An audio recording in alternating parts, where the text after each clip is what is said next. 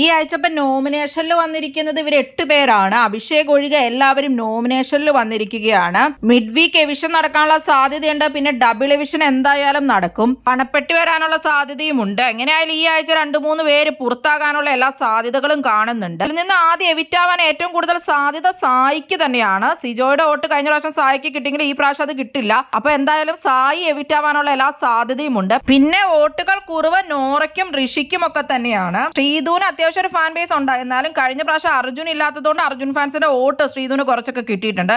ഈ പ്രാവശ്യം പക്ഷെ അത് കിട്ടാൻ സാധ്യതയില്ല. 3 പേരൊക്കെ പുറത്തു പോകുമെങ്കിൽ ചിലപ്പോൾ ശ്രീധുവും പുറത്താകാം. എല്ലാവരും നോമിനേഷനിൽ വന്നതുകൊണ്ട് തന്നെ വോട്ട് സ്പ്ലിറ്റ് ചെയ്ത് കഴിഞ്ഞാൽ മിക്കവർക്കും തന്നെ പണി കിട്ടാൻ ചാൻസ് ഉണ്ട്. വോട്ട് സ്പ്ലിറ്റിംഗ് നടന്നു കഴിഞ്ഞാൽ പ്രതീക്ഷിക്കാത്ത ആളുകളായിരിക്കും പുറത്താകുന്നത്. നിങ്ങൾ ആരെയാണോ സപ്പോർട്ട് ചെയ്യുന്നത് അപ്പൊ അവർക്ക് ഒരാൾക്ക് മാത്രം വോട്ട് ചെയ്യുക. അതായിരിക്കും ഏറ്റവും ബെറ്റർ ആയിട്ടുള്ള ഓപ്ഷൻ. ടോപ്പ് 5 എത്താൻ സാധ്യതയുള്ളത് ജാസ്മിൻ, ജിൻഡോ, അർജുൻ, അഭിഷേക്, സിജോ ഇവർ 5 പേരാണ്.